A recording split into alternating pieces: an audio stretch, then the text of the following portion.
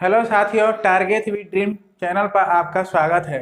मैं आज इस वीडियो में लघुत्तम समापवर्तक एवं महत्तम समापवर्तक के टॉपिक पर चर्चा करने वाले हैं। एलसीएम और एचसीएफ। ठीक, ये टॉपिक सभी परीक्षाओं में तथा कॉम्पिटिटिव एग्जाम में बहुत उपयोगी होता है। इससे कॉम्पिटिटिव एग्जाम में कोई ना कोई एक क्वेश्चन इससे रिलेटेड जरूर आता है। तो चलिए हम इस वीडियो में इस टॉपिक पे चर्चा करते हैं। एलसीएम और एचसीएफ। एलसीएम लेस्ट कॉमन मल्टीपल और एचसीएफ हाईएस्ट कॉमन फैक्टर। वह छोटी से छोटी संख्या जो दी गई संख्याओं का पूर्णतः विभाज्य हो। ठीक, जैसे 8, 12 और 36 का अगर हम एलसीएम निकालें तो 72 होगा। जैसे मैंने पहले निकाल चुका है, यहाँ पे निकाल चुके हैं। जैसे 8 और 12 का फ्रैक्शन विधि द्वारा मैंने निकाला है।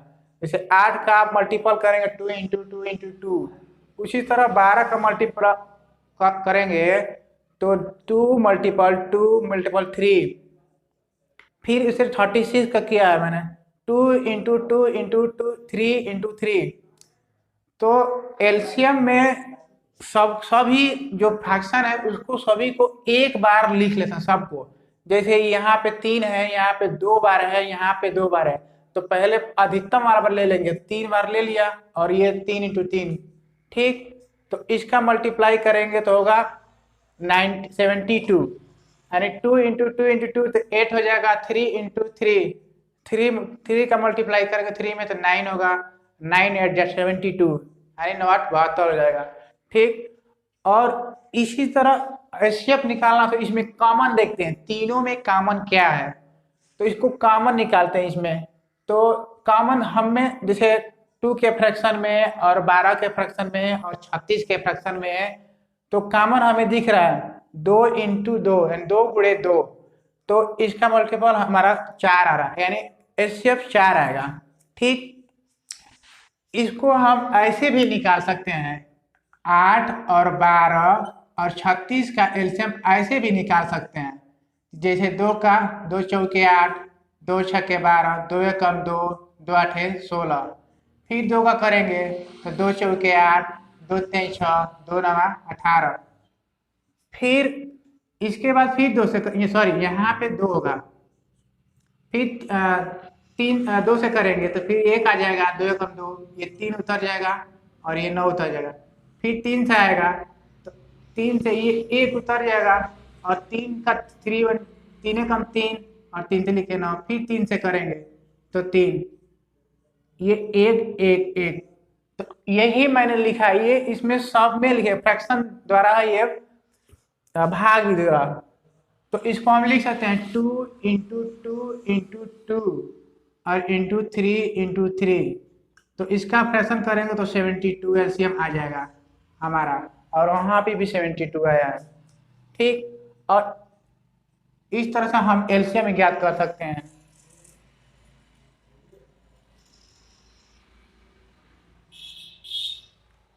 फिर हाईएस्ट कॉमन फैक्टर, वह बड़ी से बड़ी संख्या जो दी गई संख्या में पूरा पूरा भाग जाए। तो इसको हम जैसे फ्रैक्शन द्वारा मैंने एचसीएफ निकाला पहले, तो इसका फ्रैक्शन 8 का फ्रैक्शन मैंने 2 इंटू 2 इंटू 2 3 बार, 12 का मल्टीप्लाई 2 इंटू 2 इंटू 3, और फिर 36 का मल्टीप्लाई 36 का गुणनखंड 2 गुणे 2 3, 2 गुणे 2 3 गुणे 3। तो इसमें कॉमन निकालना है, 2 गुणे 2 का कॉमन निकाल लेंगे तो 4 हो जाएगा। तो इसका एचसीएफ 4 होगा, यानी महत्तम समापवर्तक 4 आएगा। और यहाँ पे मैंने एग्जाम्पल ले रखा है 8 16 24। तो इसका जब हम निकालेंगे तो इसका एचसीएफ 8 आएगा। जैसे 8 16 8 ऐसा अंक है कि इससे भी कट जाएगा, इसका भी भाग जाएगा, इसमें भी जाएगा, इसमें जाएगा, तीनों को कट जाएगा। उसी तरह एक एग्जाम्पल मैंने और लिया है 3 5 18।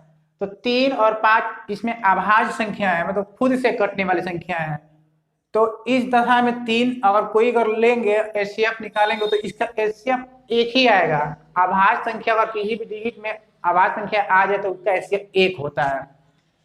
और मैंने ये मैंने पहले से न्यूनतम और कम से कम लिख रखा है पहले से, और यहाँ पे अधिकतम और अधिक से अधिक। ये कोई भी प्रश्न देता है वो छोटी छोटी संख्या ज्ञात कीजिए या कम से कम संख्या कीजिए, और इस तरह से कोई क्वेश्चन दिया रहता है न्यूनतम और कम दिया रहा हो तो उसमें हम एलसीएम ही ज्ञात करते हैं, और अधिकतम मिनिमम चाहे मैक्सिमम चाहे अधिक से अधिक, तो वो क्वेश्चन में वो अधिक से अधिक संख्या ज्ञात कीजिए कि वो कौन सी संख्या होगी। इस तरह से प्रश्नों में इस सब ज़्यादातर यूज होता है। तो अगर ये सब यूज हो तो अधिकतम चांस है कि उसमें हम एचसीएफ निकालते हैं। इसके बाद अगला स्टेप है भिन्नों का एलसीएम और एचसीएफ ज्ञात करना। ये बहुत इंपॉर्टेंट है। भिन्न मतलब अंश और हर, डिनोमिनेटर और डिनोमिनेटर होता है। फिर एलसीएम ज्ञात करना, जैसे भिन्नों का कोई सवाल दे दिया हो तो जैसे मान लीजिए एग्जाम्पल मैंने लिखा है कि इसका एलसीएम ज्ञात कीजिए, तो इसमें इतना ध्यान रखना कि अगर कोई भिन्नों का अगर कोई संख्या दे दिया, मतलब कोई क्वेश्चन दे दिया हो, तो इसमें हमें भिन्न का अंश वाले का एलसीएम निकालते हैं और हर वाले का एचसीएफ। अगर एलसीएम पूछा हो तो अंश वाले का एलसीएम निकालेंगे और हर वाले का एचसीएफ निकालेंगे। तो मैंने इसका एलसीएम निकाला है, तो 18 और 24 का एलसीएम आएगा 96, 18 और 24 और 32 का एलसीएम आएगा 96, और नीचे वाला का हमने एचसीएफ निकाला है जो 5 से सब डिजिबल है तो 5 होगा। तो इस क्वेश्चन ऐसे प्रश्नों को हम एलसीएम इसी तरह से निकालते हैं। अगर भिन्नों का दिया हो तो ऊपर वाले का एलसीएम, नीचे वाला का एचसीएफ निकालते हैं। उसी तरह से एचसीएफ ज्ञात करनी हो तो भिन्नों के सवाल में एचसीएफ ज्ञात करना हो तो यहाँ पे एचसीएफ ज्ञात करना है। तो एचसीएफ में जब एचसीएफ पूछे तो अंश का एचसीएफ ज्ञात करते हैं और हर का एलसीएम ज्ञात करते हैं नीचे वाले का। तो इस तरह से जैसे 3/5, 9/25, 18/125, फिर 27/50, 3 जैसे इस तरह से अगर कोई सवाल दे दिए जाए तो हम इसको ऊपर वाले का एचसीएफ ज्ञात करते हैं। ऊपर वाले का एचसीएफ, अगर एचसीएफ पूछे तो एचसीएफ, एलसीएम निकाल एलसीएम पूछे तो एलसीएम।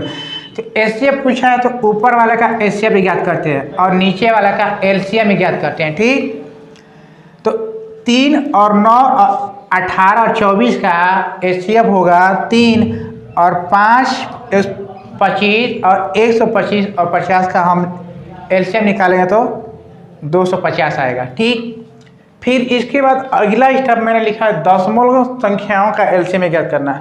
तो कोई भी संख्या का दशमलव वाला कोई प्रश्न दे दे और उसमें एलसीएम और एचसीएफ ज्ञात करने के लिए बोल दे तो हम सबसे पहले इसको फ्रैक्शन में कन्वर्ट करेंगे, यानी भिन्न में कन्वर्ट करेंगे, अंश और हर के रूप में, डिनोमिनेटर और डिनोमिनेटर के रूप में।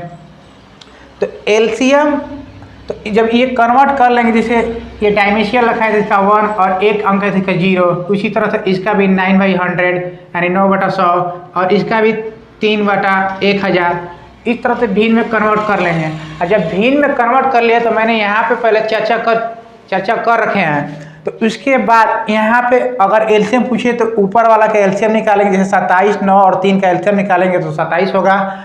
फिर अब एलसीएम पूछा है तो अगर एचसीएफ है नीचे वाला का एचसीएफ निकालेंगे 10 और 100 और 1000 का एचसीएफ निकालेंगे तो 10 होगा। और फिर जिस फॉर्मेट में क्वेश्चन पूछा रहा था उसी फॉर्मेट में आंसर भी निकालते हैं हम। तो फिर वहाँ पे 10 का भाग कर देंगे तो ये 2.7 हो जाएगा, यानी 2.7 हो जाएगा। फिर इसी क्वेश्चन को अगर एचसीएफ पूछ दे तो ऊपर वाले का हम एचसीएफ निकालेंगे, नीचे वाले का एचसीएफ निकालेंगे। तो एचसीएफ 27 और 9, 3 का एचसीएफ निकालेंगे तो 3 आएगा और इसका एलसीएम निकालेंगे तो 1000 यानी 1000 आएगा। और फिर इसका भाग करेंगे तो इतना आंसर आएगा, 0.003 आंसर कर देंगे। ठीक, फिर एक बार और देखते हैं लघुत्तम समापवर्तक। ठीक, एलसीएम और एचसीएफ लेस्ट कॉमन मल्टीपल और हाईएस्ट कॉमन फैक्टर, वह छोटी छोटी संख्या जो दी गई संख्याओं को पूर्णतः विभाज्य हो तो उसका हम जैसे 8 और 12 36 का एलसीएम निकालेंगे तो 72 होगा। ठीक, उसी तरह से यहाँ पे वह बड़ी से बड़ी संख्या जिसका दी गई संख्याओं का इसकी दी गई संख्याओं को पूरा भाग जाए, तो एग्जाम्पल जैसे 8, 16 और 24, इसका एचसीएफ आएगा 8। फिर मैंने 3 और 5 18, तो इसका एचसीएफ ज्ञात करना हो तो ये अभाज्य, इसमें 3 और 5 अभाज्य संख्याएं हैं, तो इसका एचसीएफ हमेशा एक ही होगा। चाहे कितना भी बड़ी संख्याओं का और एचसीएफ निकालना हो तो, और उसमें अभाज्य संख्या आ जाए तो उसका एचसीएफ एक ही होता है। फिर यहाँ पे मैंने न्यूनतम और अधिकतम लिख रखा है, तो ये शब्द प्रश्न में यूज ज़्यादा होते हैं, तो इसलिए अगर यूज हो न्यूनतम और कम से कम का तो उसका एलसीएम ज्ञात करते हैं। और जब अधिकतम, चाहे अधिक से अधिक या चाहे मैक्सिमम दिया रहा तो उसको हम एचसीएफ ज्ञात करते हैं। ठीक, फिर उसके बाद मैंने भिन्नों का एलसीएम और एचसीएफ ज्ञात करने के लिए इस टॉपिक चर्चा किए हैं। तो ऐसे जैसे भिन्न वैसा प्रश्न जिसे आंसर हर के रूप में लिखा रहा था, उसका हम अगर एलसीएम निकालने के लिए बोले तो उसका एलसीएम निकालेंगे, ऊपर वाला का एलसीएम, नीचे वाला का एचसीएफ ज्ञात करेंगे। तो इस तरह से हमने ऊपर का एलसीएम ज्ञात करा, फिर नीचे का एचसीएफ ज्ञात करा। तो इस तरह से इसका एलसीएम ज्ञात करते हैं। और उसी तरह से अगर एचसीएफ पूछ दे तो अंश का एचसीएफ निकालेंगे और नीचे वाला का एलसीएम निकालेंगे। 3, 9, 18 का अगर ये वो एचसीएफ निकालेंगे, 3, 9, 18, 27 को 3 आएगा, और इसका नीचे वाला का एलसीएम ज्ञात करेंगे तो 250 आएगा। 5, 25, 125 का निकालेंगे तो 250 आएगा। ठीक, फिर दशमलव संख्याओं को, तो दशमलव संख्याओं को फ्रैक्शन में कन्वर्ट कर लेंगे, और उसके बाद कन्वर्ट करने के बाद मैंने भी ये यहाँ पे भिन्नों का मतलब बताया है, तो इस तरीके से इसको भी हम हल कर सकते हैं। ठीक, इस तरह से ये वीडियो कैसी लगी आप कमेंट बॉक्स में अपना सुझाव ज़रूर कमेंट करना, और इस वीडियो को लाइक और शेयर ज़रूर करना। जय हिंद, धन्यवाद।